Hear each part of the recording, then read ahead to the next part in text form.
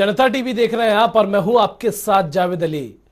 हमारे खास कार्यक्रम जनता सरकार में बात करेंगे सत्ता के सिंहासन से लेकर जनता के सरोकार तक। वहीं बताएंगे प्रदेश सरकार की हर उस योजना के बारे में जो होंगी आपके काम की। बताएंगे प्रदेश सरकार के उन विकास कार्यों के बारे में जिनका फायदा सीधे आपको हो रहा है। तो अगले 30 मिनट तक बने रहिए हमारे साथ और देखते रहिए जनता सरकार।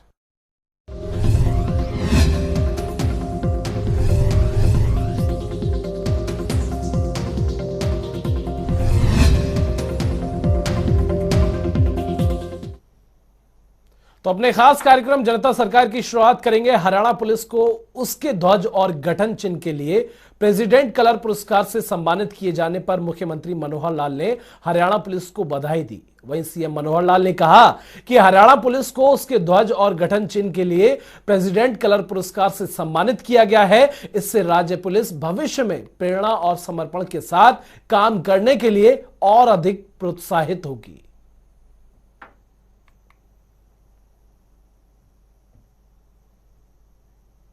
वहीं चंडीगढ़ में मुख्यमंत्री मनोहर लाल ने पीपीपी वॉलंटियर से सीधा संवाद किया। इस दौरान सीएम ने कहा कि परिवार पहचान पत्र राज्य सरकार की महत्वाकांक्षी योजना है।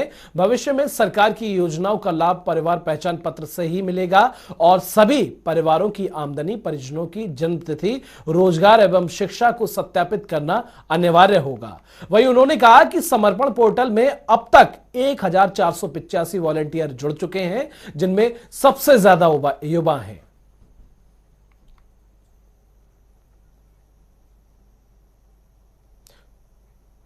वहीं हरियाणा के खेल राज्य मंत्री संदीप सिंह से जनता टीवी ने खास बातचीत की। इस दौरान उन्होंने कई मुद्दों पर प्रतिक्रियाएं दी। उन्होंने कहा कि हरियाणा में खिलाड़ियों के लिए सरकार ने बेहतर नीति बनाई है और यही वजह है कि प्रदेश के खिलाड़ियों ने टोक्यो ओलंपिक में बेहतरीन प्रदर्शन किया और अब आगामी कॉमनवेल्थ, एशियाड और विश्व चैंपियनशिप प्रतियोगिता में भी बेहतरीन प्रदर्शन हरियाणा के ही खिलाड़ी करेंगे। वहीं उन्होंने बताया कि खेलो इंडिया का आयोजन होना हरियाणा के लिए बहुत बड़ी बात है, लेकिन खेलो इंडिया यूथ गेम्स की नई तारीख बच्चों के एग्जाम और कोविड संक्रमण होने के चलते तय की जाएगी। जब ये कोविड संक्रमण कम होगा उसके आगे तय की जाएगी। इसके साथ ही उन्होंने आगामी आम बजट के बारे में भी अपनी प्रतिक्रियाएं दी। हरियाणा को खेलो इंडिया की मेजबानी मिली थी, लेकिन फिलहाल कोविड के चलते खेलो इंडिया जो फरवरी में होना था उसको आगे के लिए स्थगित किया गया है। इसके अलावा प्रदेश के खेल और खिलाड़ियों के लिए किस तरीके की नीति बन रही है, इस बार के बजट से क्या उम्मीदें हैं, इस पर बातचीत करने के लिए और साथ ही पंजाब में जो विधानसभा के चुनाव होने हैं उसको लेकर बीजेपी की क्या रणनीति है, इन तमाम मुद्दों पर बातचीत करने के लिए मेरे साथ हरियाणा के खेल मंत्री और हरियाणा ओलंपिक संघ के अध्यक्ष सरदार संदीप सिंह मौजूद हैं। सर, मैं यही जानना चाहूंगा कि सबसे पहले खेलो इंडिया की मेजबानी हमें मिली, हरियाणा को मिली, लेकिन फरवरी में उनको प्रस्तावित था, लेकिन फिलहाल स्थगित किया गया है कि आगे की क्या तैयारी रहेगी सर? कब तक उम्मीद करें कि खेलो इंडिया हो सकता है? देखिए, खेलो इंडिया सबसे पहले तो ये यूथ गेम्स हैं अंडर 18 और हमारा माननीय मुख्यमंत्री जी का हमारा हरियाणा की जो स्पोर्ट्स को सारा कोऑर्डिनेट करते हैं और सीएम साहब खुद हरियाणा को देखते हैं, तो उनके हिसाब से ये था कि हेल्थ को पहले देखेंगे बच्चों के, उसके बाद हम इसका डिसीजन लेंगे। तो केंद्र से भी यही बातचीत हुई कि कोविड की काफ़ी केसेस बढ़ गए हैं और जिसकी वजह से काफ़ी चीज़ें बढ़ रही हैं। तो हमने सबसे पहले जो लॉन्चिंग सेरेमनी थी उसको पोस्टपोन किया। देन उसके बाद फिर जो डेट थी 5 फरवरी से ओपनिंग सेरेमनी होनी थी, उस दिन को भी हमने आगे किया। तो पूरी उम्मीद यही है कि जब ये पीक लेवल डाउन होना शुरू होगा, पीक लेवल को टच करने के बाद हम जब नीचे की तरफ जाएंगे, रिकवरी की तरफ जाएंगे, तो उसी तरीके से फिर हम अगला अनुमान लगा सकते हैं। लेकिन एक बात इसमें यह भी है कि बच्चों के एग्ज़ाम भी आने हैं, उन एग्ज़ाम को भी मद्देनज़र रखेंगे और पीक ख़त्म होगी उसको भी मद्देनज़र रखेंगे, उसी के बाद डिसीजन लेंगे, क्योंकि पहले बच्चों का हेल्थ है, बाकी चीज़ें बाद में है। सर, हमारे हरियाणा के जो खिलाड़ी हैं उन्होंने इस बार टोक्यो ओलंपिक में बहुत शानदार परफॉर्म किया और जो है वो आप लगातार टोक्यो ओलंपिक में से जो खिलाड़ी लौटे उसके बाद या अभी तक लगातार आप उनके संपर्क में है, आप क्या उम्मीद करते हैं कि आगे और ज्यादा हरियाणा का खेल और खिलाड़ी जो है वो बेहतरीन प्रदर्शन बना रहे? तो इसको लेकर क्या नीति आपके जहन में है कि कोई ऐसा एक और स्टेप जो आप ये सोच रहे हो कि वो मुझे लेने की जरूरत है? देखिए, काफ़ी चीज़ें जो हैं पिछले 2 सवा 2 साल में हमने स्पोर्ट्स के लिए लिए। माननीय मुख्यमंत्री जी ने हर वो कार्य जो स्पोर्ट्स के खिलाड़ियों को आगे बढ़ाए, उन्होंने सपोर्ट किया, उन्होंने आगे बढ़ाया स्पोर्ट्स को। तो जिसके कारण से हम ना कि सिर्फ हरियाणा के और पूरे देश भर में हरियाणा की जो स्पोर्ट्स है वो चमक रही है। यही उम्मीद है कि आगे जो कॉमनवेल्थ गेम्स और एशियन गेम्स आने वाली हैं उनके ऊपर और कई वर्ल्ड चैंपियनशिप्स होंगी उसके ऊपर हमारे हरियाणा के खिलाड़ी छाए रहें, क्योंकि हरियाणा के खिलाड़ी छाएंगे उसका मतलब यह है कि देश मेडल लेकर आएगा। अब जो 2021-22 का हरियाणा का खेल विभाग का बजट था वो काफी गुना बढ़ाया गया था, जो एक अपने आप में एक बहुत बड़ी जो है वो सरकार की पहल थी कि खेल विभाग के बजट को इस तरह से जो करीब 400 करोड़ तक लेकर जो है वो आप आए थे। इस बार 2022-23 का जब बजट आएगा तो क्या उम्मीद करें कि और ज्यादा बढ़कर खेल विभाग के ऊपर खर्च सरकार करने का प्रयास करेगी? डेफिनेटली इसमें बजट भी बढ़ाएंगे। इसमें हम बजट के साथ क्योंकि खिलाड़ी जब खेलता है तो उसके साथ कोच की सबसे ज़्यादा कोऑर्डिनेशन होती है, लेकिन उसके अलावा भी कई ऐसे सराउंडिंग चीज़ें हैं जिसकी बहुत महत्व है आज की डेट में, चाहे वो फिजियोथेरेपिस्ट हो, चाहे वो मेंटल कोच हो, चाहे वो डाइटिशियन हो, चाहे वो रिहैब सेंटर हो, चाहे वो जिम ट्रेनिंग सेंटर्स हों, चाहे फिटनेस ट्रेनर्स हों। तो उस रूप में हम आगे इसके सराउंडिंग में जिसमें हमें बजट और मिले जिससे कि हम खिलाड़ियों को और परफॉर्म आगे कर पाएँ। आज आप हरियाणा सरकार में खेल मंत्री हैं, लेकिन आपने हॉकी को जिया है, आप भारत की हॉकी की टीम के कैप्टन रहे हैं। आप क्या सोचते हैं कि जो ये खेलो इंडिया का आयोजन होना था, इसके लिए जो आप इंफ्रास्ट्रक्चर खड़ा कर रही हैं, इस तरीके के अगर खेल होंगे, इस तरीके से किसी खेल प्रतियोगिता के बहाने से अगर इंफ्रास्ट्रक्चर खड़ा होगा तो उसका प्रदेश के खिलाड़ियों को, नई नर्सरी जो है खिलाड़ियों की, उसको फायदा मिलेगा? डेफिनेटली ये जो इंफ्रा रेडी होंगे इससे हमारे स्पोर्ट्स को फ़ायदा होगा, स्पोर्ट्स के बच्चों को फ़ायदा होगा, क्योंकि जब एक अच्छा इंफ्रा मिलेगा तो वहाँ से अच्छे खिलाड़ी भी बन के आएंगे। हरियाणा ओलंपिक संघ जो है वो एक तरह से डेड थी, लेकिन अब सरदार संदीप सिंह खेल मंत्री के नाते उसके भी अध्यक्ष बने हैं, तो हरियाणा ओलंपिक संघ अब एक्टिवेट होगी। मतलब आप उसको निचले स्तर पर जाकर उसमें किस तरीके से काम होना चाहिए, इसको लेकर आप शुरुआत कब करने जा रहे हैं? देखिए काफ़ी हमारी जो है वो जो पेपर वर्क है वो काफ़ी कंप्लीट हो चुका है। सभी फेडरेशंस की जो डिटेल्स थी वो हमने ऑनलाइन करनी थी वो कर चुके हैं, और इसके साथ ही जो हमारी मेन कोर टीम बनी है 21 मेंबर्स की, उनको हम बहुत जल्दी मीटिंग करने वाले हैं, क्योंकि कोविड में कई ऐसे हमारे साथी हैं जो कोविड में आ गए हैं। तो जैसे ही थोड़ा सा होता है तो उसमें हम एक चाहे वर्चुअली हमें बैठक करनी पड़े, एजेंडे हैं उसमें हम लेके आने वाले हैं। एजेंडों में काफ़ी पॉइंट्स हैं जिसको हम उस बैठक में रखेंगे, और मुझे पूरी उम्मीद है जो मेरे साथी हैं वो उस चीज़ का सपोर्ट करेंगे, क्योंकि हमने हरियाणा में स्पोर्ट्स को आगे लेके जाना है, खिलाड़ी को आगे लेके जाना है, और अगर स्पोर्ट्समैन है तभी हम सब हैं। खेल के मैदान से सियासी मैदान की तरफ लौटते हैं। पंजाब में आपको चुनाव के मद्देनजर भारतीय जनता पार्टी के हाईकमान ने एक जिम्मेदारी दी है, मीडिया के साथ आप कोऑर्डिनेट कर रहे हैं, और आपने प्रेस कॉन्फ्रेंस भी पंजाब के चुनाव के मद्देनजर की है।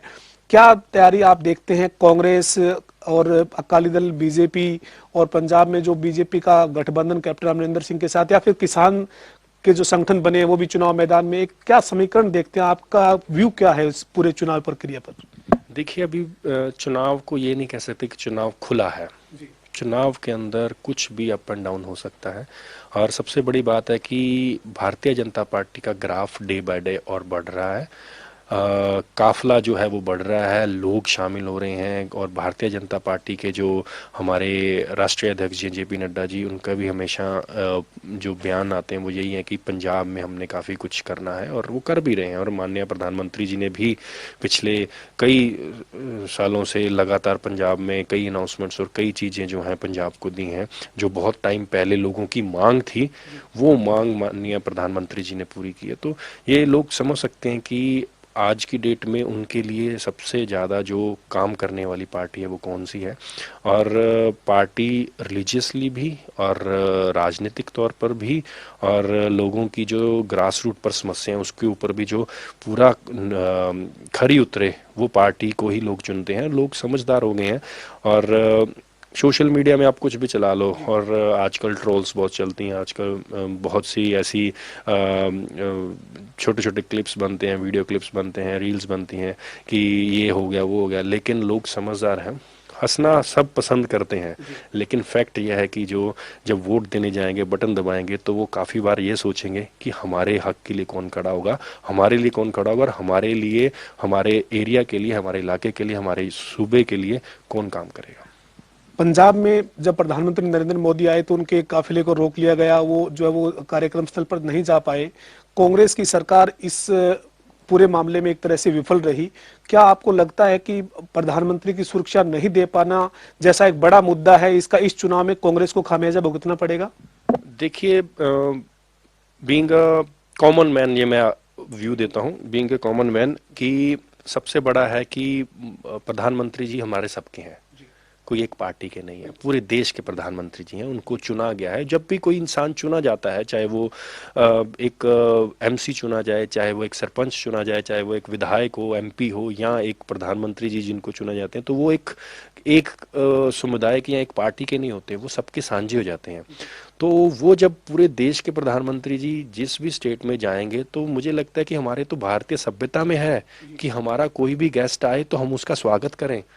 अगर ऐसी चीजें वहां हों तो मुझे लगता है कि ये निंदनीय भी है और इसके ऊपर कार्रवाई भी और डिटेल में होनी चाहिए। फर्स्ट बात। सेकंड बात ये है कि प्रधानमंत्री जी ने वहां आकर कुछ लेना थोड़ी था, उन्होंने तो सौगातें देनी थी पंजाब के लिए और ऐसे प्रोजेक्ट लेके आने थे जिससे पंजाब और आगे बढ़े, क्योंकि पंजाब में बहुत सी कैपेसिटी है।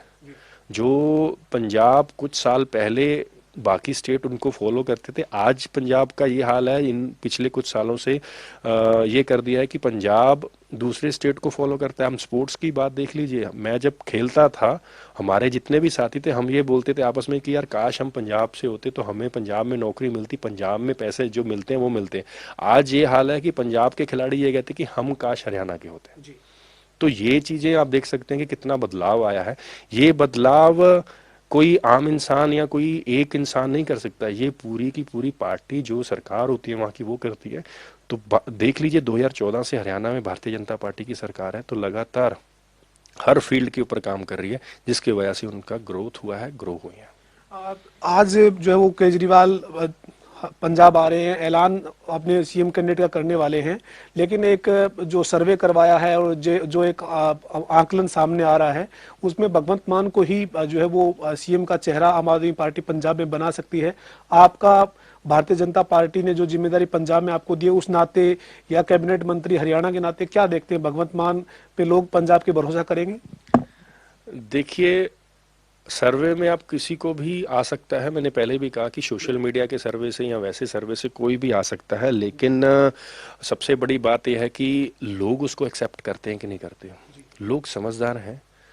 पहले एक मदारी होते थे, वो नचाते थे, लोग तमाशा देखते थे, ताली बजाते थे, और उसके बाद उनको देखते थे कि पैसा देना है मदारी को या नहीं देना है।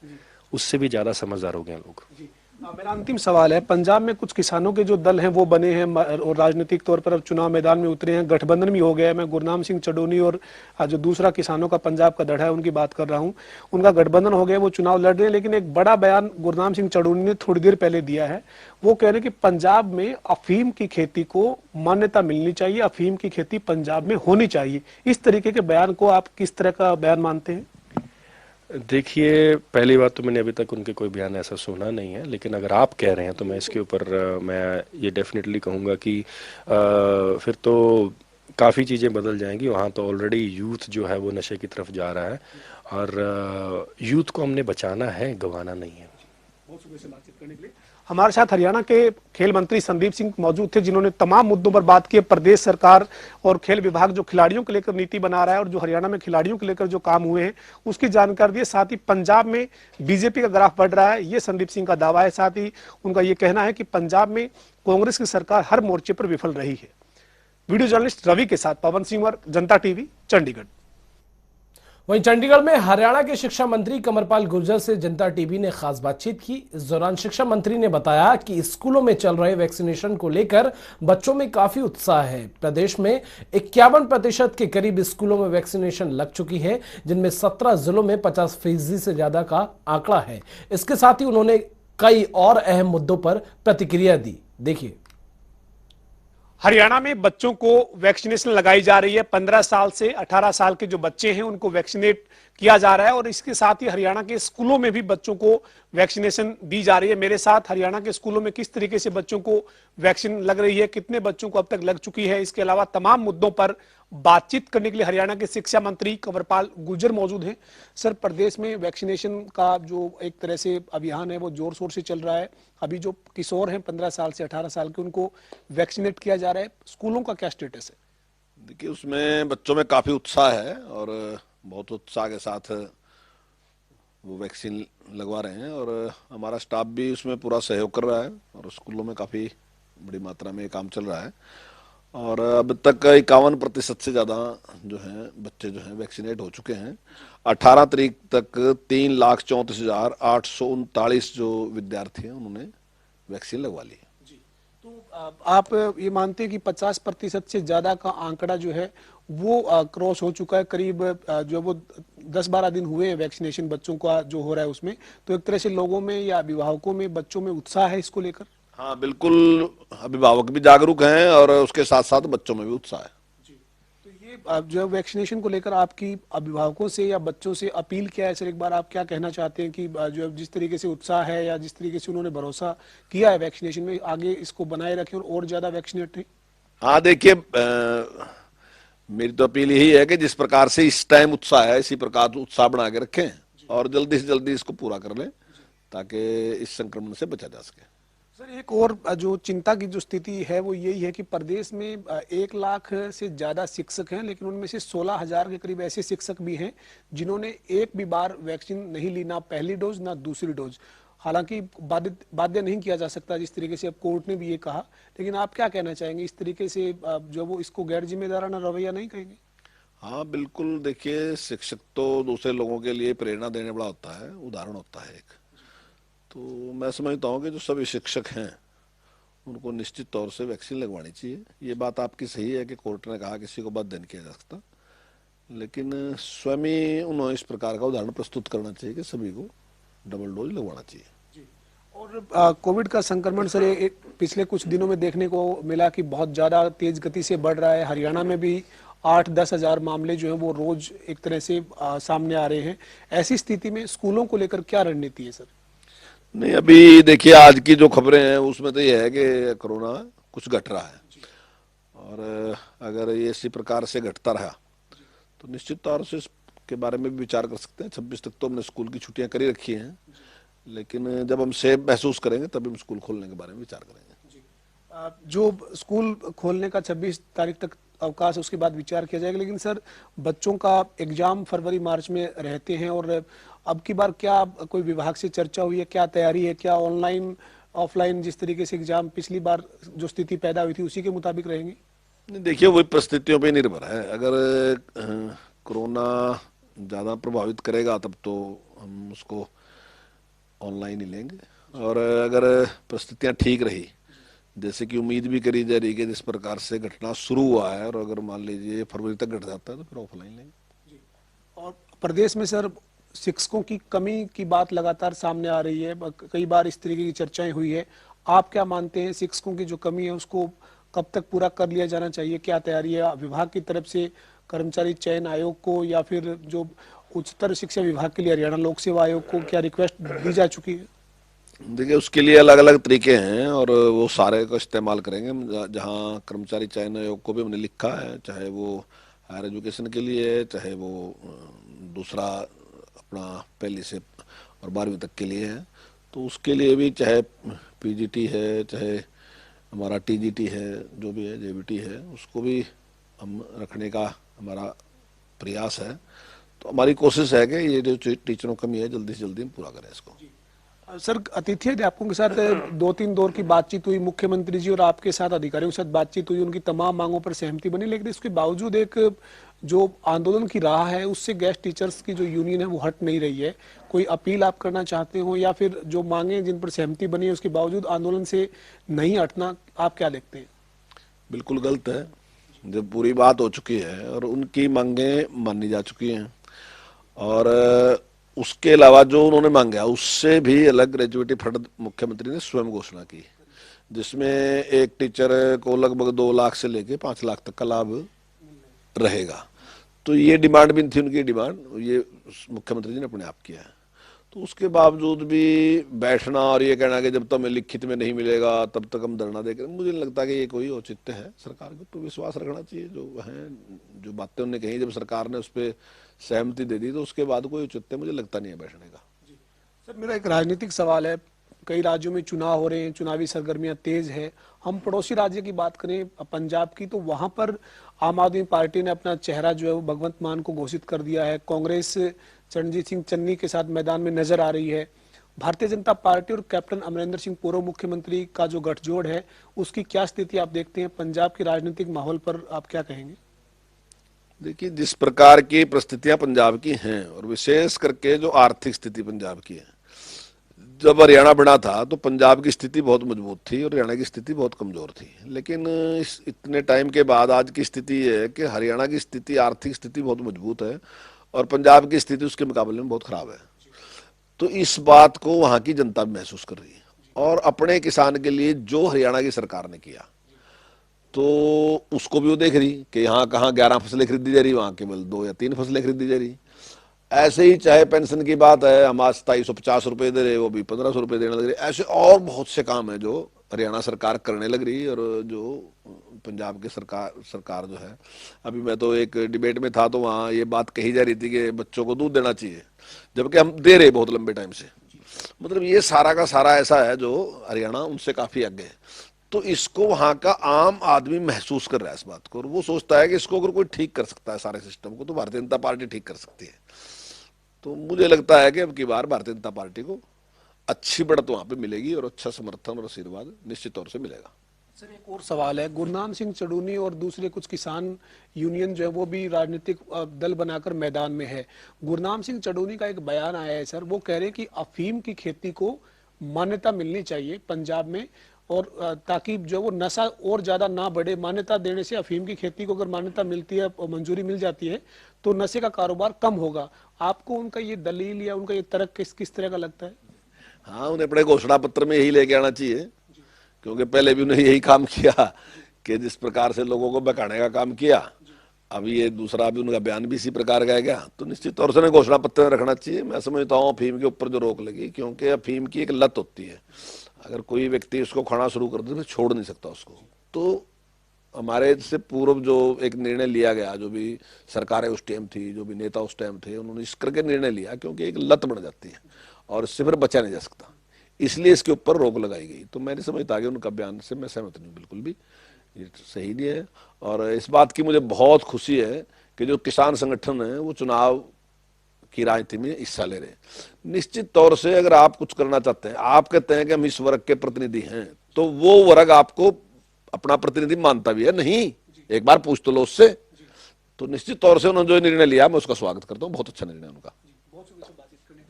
हमारे साथ हरियाणा के शिक्षा मंत्री कंवरपाल गुर्जर मौजूद थे, जिन्होंने प्रदेश में जो स्कूलों में वैक्सीनेशन बच्चों को दी जा रही है कोविड की, उसको लेकर जानकारी दी और साथ ही साथ ये कहा है कि बच्चों में, अभिभावकों में इसको लेकर काफी जागरूकता है और उत्साह है।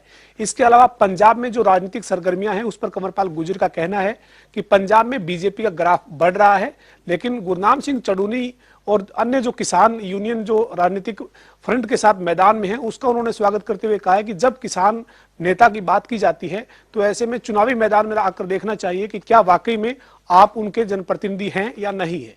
वीडियो जर्नलिस्ट रवि के साथ पवन सिंह, जनता टीवी, चंडीगढ़। और हरियाणा सरकार ने किसानों के विकास के लिए बड़ा कदम उठाया है। सरकारी एजेंसी हैफेड को बासमती धान के निर्यात के लिए 5000 MT का ऑर्डर दिया गया है। वहीं विदेशों में बासमती धान की भारी मांग है। बासमती धान की पैदावार न सिर्फ हरियाणा बल्कि पंजाब समेत उत्तर प्रदेश के भी कई हिस्सों में होती है। वहीं हरियाणा के कैथल में भारी मात्रा में बासमती धान का उत्पादन किया गया था, जिनकी कीमतें 5000 तक पहुंचने की उम्मीद थी, लेकिन डिमांड में गिरावट के चलते कीमतों में भी गिरावट आई है। हैफेड के चेयरमैन कैलाश भगत ने मीडिया से बातचीत करते हुए बताया कि हैफेड के अधिकारियों को दुबई दौरे के लिए भेजा गया था, जहां चावल खरीदारों से बातचीत कर इसकी सौदा किया गया। वहीं अब 50,000 क्विंटल बासमती चावल की निर्यात का ऑर्डर मिल गया है। साथ ही कैलाश भगत ने यह भी बताया कि मुख्यमंत्री मनोहर लाल का प्रयास है कि प्रदेश के किसानों को फसलों की अच्छी कीमत मिले। साथ ही उन्होंने यह भी कहा कि खरीदे गए धान में से बासमती चावल निकालकर उसे सऊदी अरब निर्यात किया जाएगा और आने वाले समय में यह फैसला किसानों के लिए लाभदायक साबित होगा। माननीय मुख्यमंत्री श्री मनोहर लाल जी ने हमारे को एक ही बात हैफेड के अंदर आने के बाद कहा था कि जहाँ जहाँ भी जिम्मेदार का बेनिफिट हो सकता है आप उसके बेनिफिट के लिए हर काम को करेंगे। सबसे पहले हमने बाजरा के अंदर फसल खराब होने के बाद हमारी जब मीटिंग हुई तो हमने मुख्यमंत्री जी के आगे एक रखा कि 80 से 90% क्रॉप जो है वो बाजरा की खराब हो गई है। तो उन्होंने कहा कि मेरे जिम्मेदार को नुकसान नहीं होना चाहिए, इसलिए 600 रुपये पर क्विंटल के हिसाब से बाजरा के अंदर जिम्मेदार को दिया गया।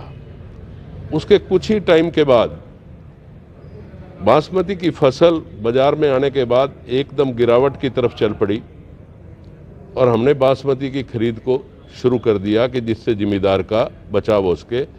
पूसा और बासमती को हैफेड ने खरीद पहली बारी अच्छे ढंग से शुरू की और साथ ही हमने मुख्यमंत्री जी ने हमारे को कहा कि आपने ये एक बहुत अच्छा काम किया है कि जिम्मेदार के रेट को स्टेबल करने के लिए ये काम किया है।